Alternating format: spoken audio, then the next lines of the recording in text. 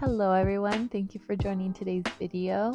We are taking a trip to the garden center and I went to Green Acres located in Elk Grove, California, and I am sticking to my list. We are starting with some starter fertilizer that I was desperately needing. I also picked up some multi-purpose plant food for my veggies and also shrubs, perennials that we will be cleaning up later on.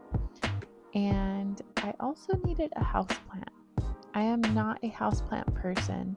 However, I have been wanting to add, my husband and I actually have been wanting to add a spider plant because the little bit that I know about houseplants is that one is good for purifying the air. So I picked up one of those. I picked out a super cute small terracotta pot, and as soon as we got home, it maybe lasted an hour or two. Our cat snuck into our room and knocked it over, and the entire pot broke. There was soil everywhere. So that lasted about 2.5 seconds. And yeah, sad story. However, the plant is still alive, and I'm going to try to keep it alive. I need to get a new pot for it, but it's living, and I hope it thrives because one of my goals this year in 2026 is to be better about my houseplants and to hopefully eventually one day train our cat to not dig or try to eat my houseplants. I've been told that animals or pets are intuitive, but clearly there's something wrong with our cat because he is not. I also made sure to pick plants that were non-toxic to cats because he does not understand that he can't bite or eat them. So yeah. What was really helpful is that at Green Acres, they did have one of the tables that specifically said pet friendly, and it had a cat and a dog labeled for those plants that were classified to be non-toxic for cats, for dogs specifically. So they are very helpful, and they do break it up for beginners. Now, I did want to give you guys a quick little brief overview of the scale of the store. It is a really large nursery, and there are several locations, so they're kind of a chain now here in the Sacramento area, and I know there's also some Green Acres locations in Texas, if I'm not mistaken. So they are rather large, and they have a really beautiful gift section. So if you have a friend that is a gardener, I definitely recommend picking up a gift or even a gift card from here. They had that really cute fairy section, which would be adorable. A great activity for kiddos if you want to involve them in your garden. It is bare root season, as a reminder to everyone to start. I hope you already know what you want to add into your garden. If not, they do have a really great catalog there at the store. It's not a catalog, but little printouts that they have near the register that are very helpful. Have a list of their bare root fruit trees and also bare root roses. I am the biggest fan of roses, so I definitely would look into that. I feel like I don't have any more space, although I could. The more I thought about it, the more I feel like I do have space to add more roses, but I'm going to take a pause because roses do require a bit of care, extra care than some of our other plants, and I feel as though I don't have as much time now to spend in the garden. So I'd like to limit it and really take care of what I currently have as far as roses go. Now into the outdoor area, they have it's really large, so you can spend hours at the nursery. On this day in particular, it was kind of raining off and on, so I happened to step out when it wasn't raining, but they had amazing evergreens. Like, they have great options if you're looking for evergreens as far as hedges, as far as specimens, or like a really nice statement plant.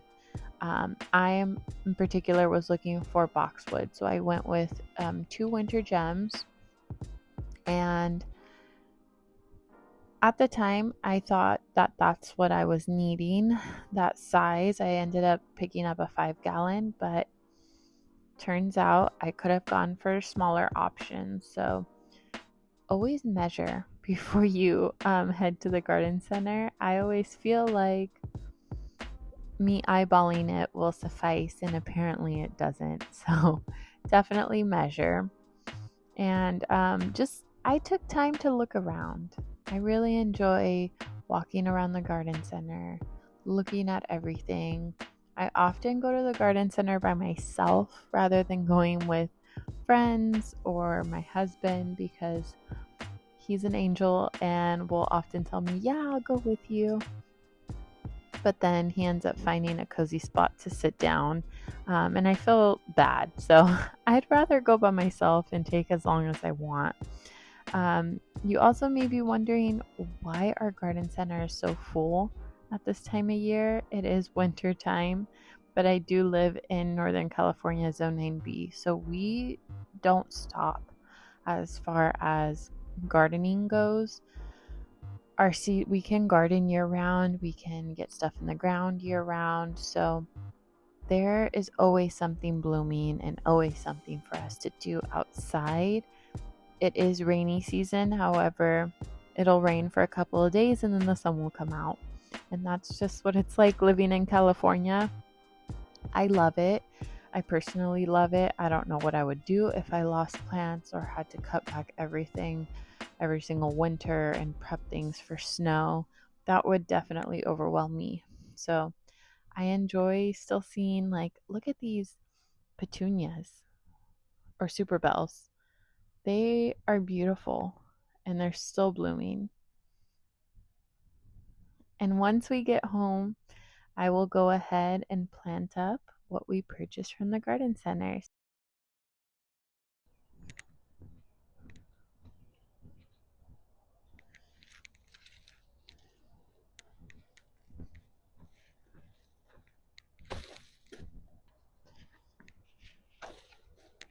Good morning, everyone.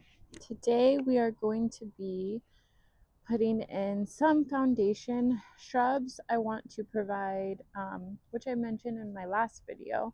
So if you haven't watched that, go watch it. It was just some cleanup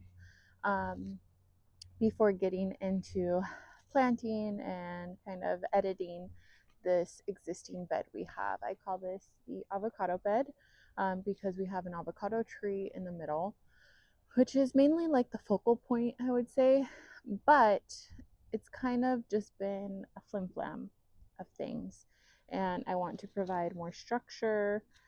So in doing so, I'm going to be planting these boxwoods.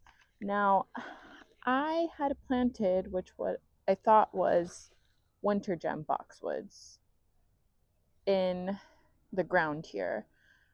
I bought them like maybe 2 years ago. They were the really, really tiny, not, I don't know, even know if it was a gallon size. It may have been a half gallon, or wasn't a quart. It was a little bit larger than a quart. Point is, they were really small when I bought them. I bought them on clearance at a big box store, and I just got them and threw them in the ground, and they've been in another area in the ground for the past year and a half, 2 years.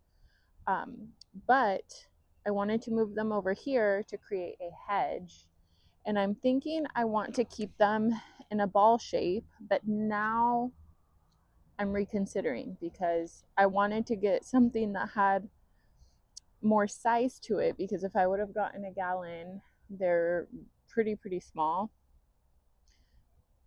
And I thought these were larger in my eyes before going to the garden center. As you can see, these are definitely not the same size, and the growth habit looks very different. Now, it could just be because these are older.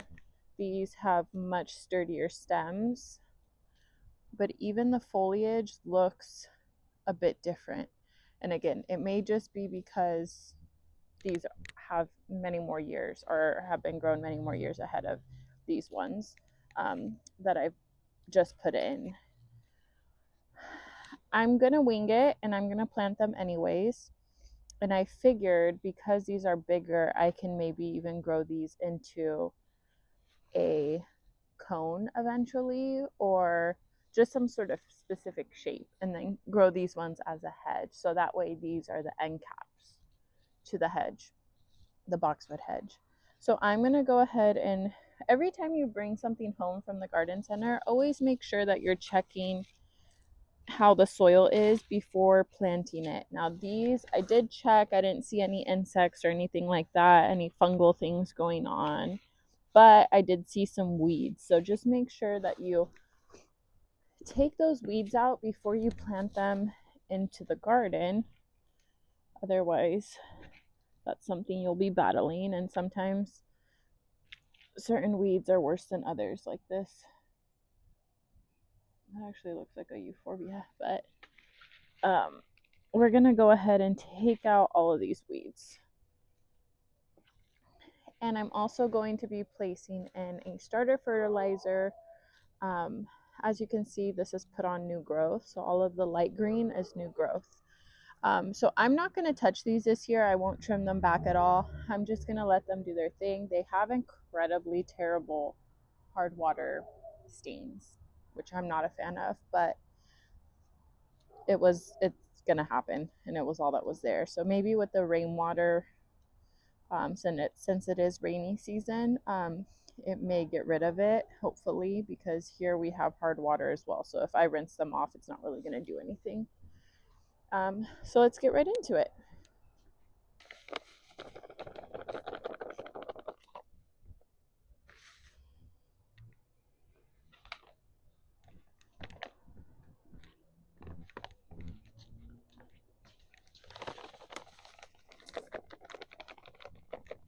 Pretty good root system.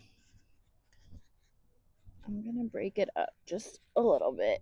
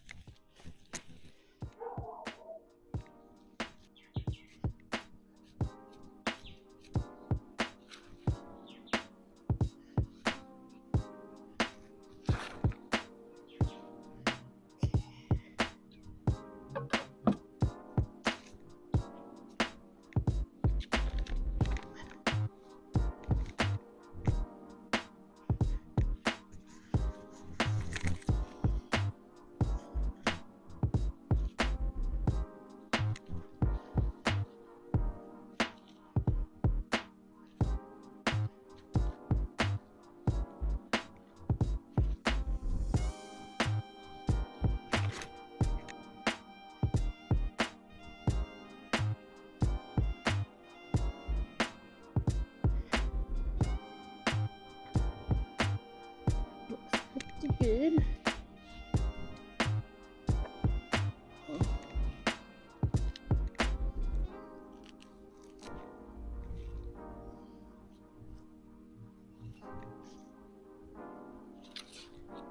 And this, my friends, brings us to the end of today's video. Thank you so much for joining, and I'd love to learn where everyone else is from. If you don't mind commenting down below where you're from, or what part of California you live in, if you live in another part of the US or out of the country, that would be amazing. I hope to join this channel in the year 2026 and share my garden with you. I hope you're able to get outside, get some fresh air, listen to the birds, and really take it slow this year. See you next time.